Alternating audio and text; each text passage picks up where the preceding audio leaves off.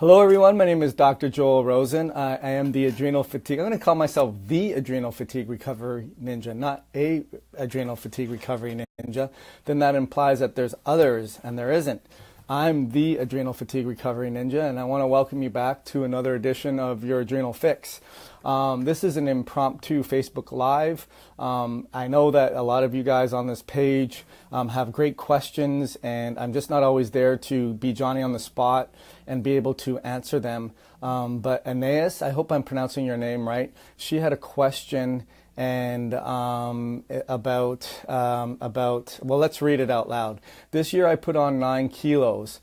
So that's about 20 pounds. On top of that, I lost my menstrual cycle as well.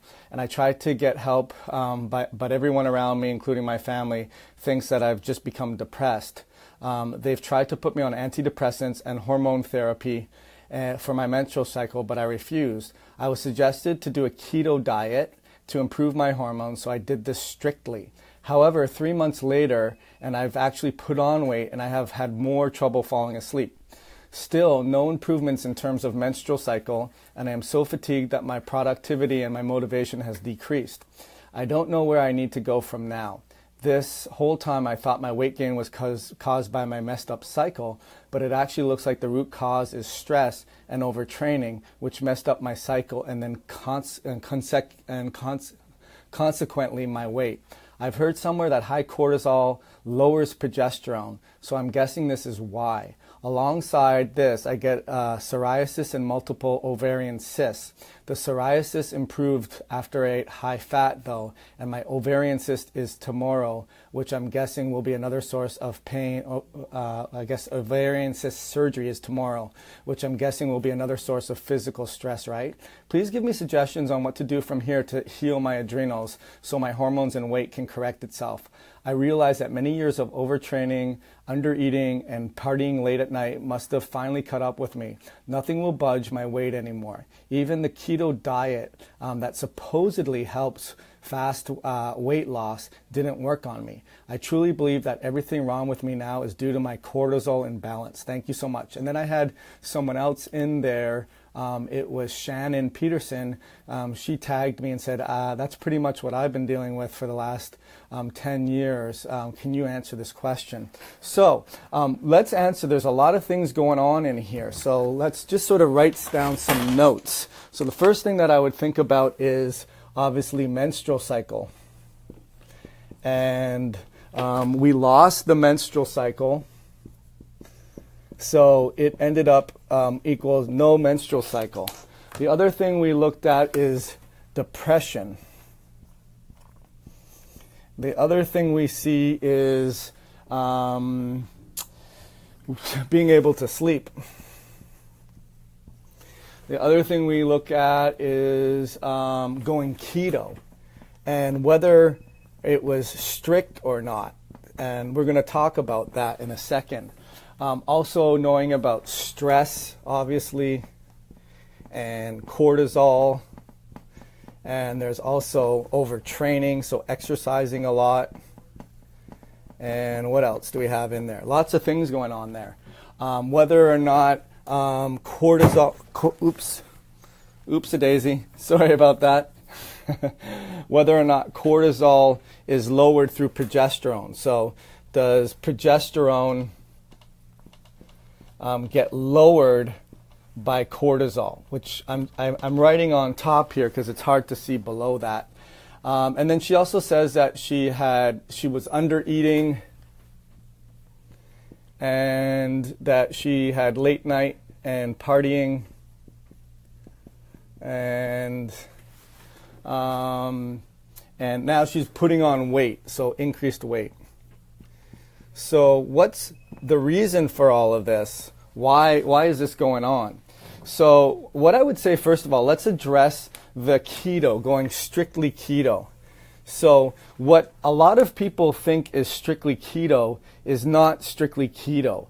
And so what that means is if you have a lot of inflammation, if you have leaky gut and permeability of the membranes and you're reacting to certain foods and you have overgrowth of microbiome and you have candida, or you have bacteria growth or parasites. Not to say you have this, but if you have those things, which is a great likelihood that you do, because wear and tear and stress will reduce the secretory IgA, or that first line of defense in your gastrointestinal tract or in your GI lining, so that your first line of attack is reduced, and now food that you eat becomes more likely to stimulate an immune response that goes deeper than your Coast Guard, so to speak. So if you have a Coast Guard protecting your borders and there's no one there to protect the waters, then whoever's coming in and invading is going to get further inland,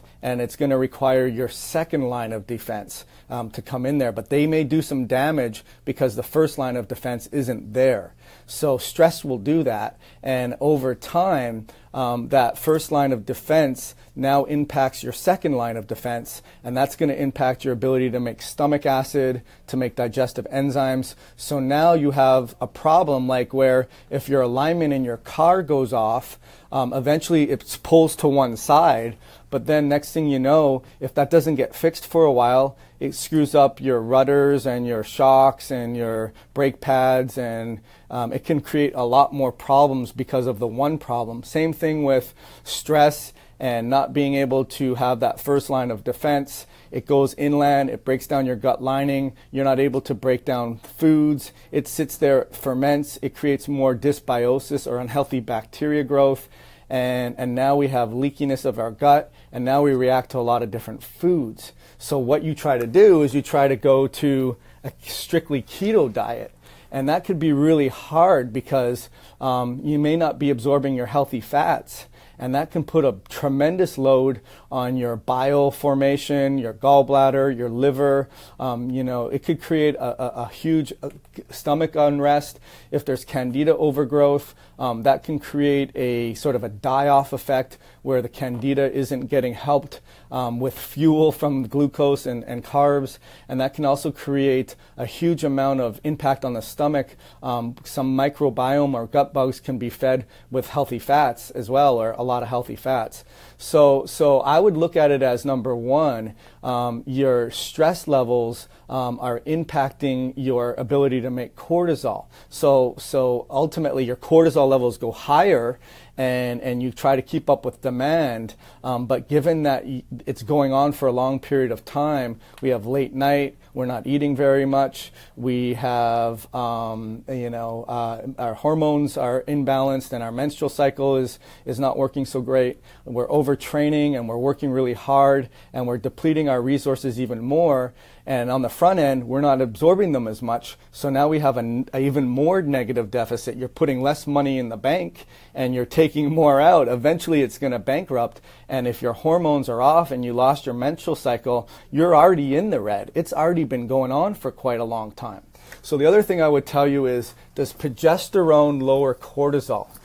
It's the other way around. Ultimately, progesterone is the, if you have the wine glass, why am I not on there? If you have the wine glass and you're pouring it down in the funnel at a marriage, the cortisol is at the bottom. And so ultimately, the wine glass funnels down to the cortisol. So it doesn't necessarily deplete your progesterone. It does increase the demand for progesterone to funnel down that pathway and make enough cortisol to deal with your stressors.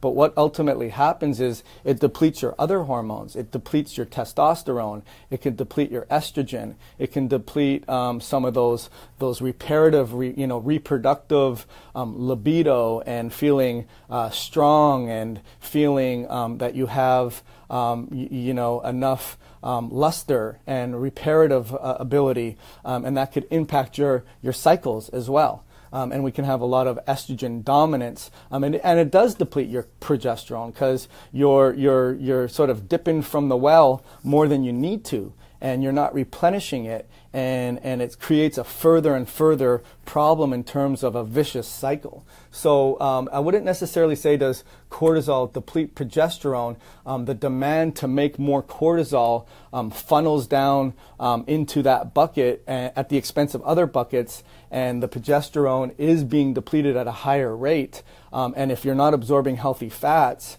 because of gut issues or because you're not getting enough, then you're not replenishing that way. Hopefully I'm answering these questions. The depression, where does that fit in? Well, depression is going to be a lot of the times with your neurotransmitters and dopamine levels. And so what ultimately happens is, think about it as the first thing that sort of, thought in my head here was insulin resistance.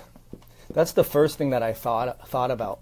And why did I think about that? I thought about insulin resistance because when we do have a lot of inflammation, and the inflammation is not being put out by antioxidants because we have this depletion of nutrients and minerals and absorption and lots of inflammation and infections and leaky gut and hormone imbalances and microbiome disruptions, then ultimately that inflammation is creating a lot of oxidation. And that means cell membranes that get impaired and they get broken down. And as a result, those cell membranes is where insulin binds to. And then insulin binds to it and it tells, hey, let some glucose get into your cell and lower the blood sugar levels. And then ultimately what happens is the cell's closing its ears and not listening. And then you start to see cholesterol levels go up, triglyceride levels go up, and the cell gets fatigued,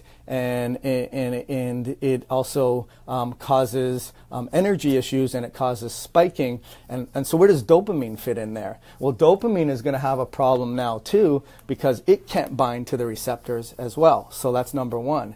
Number two, you're going to have a lot of lack of energy, and dopamine is our pleasure-seeking, wanting behavior. And if you're not making nutrients, you're not absorbing your proteins, you have a lot of cell membrane oxidation.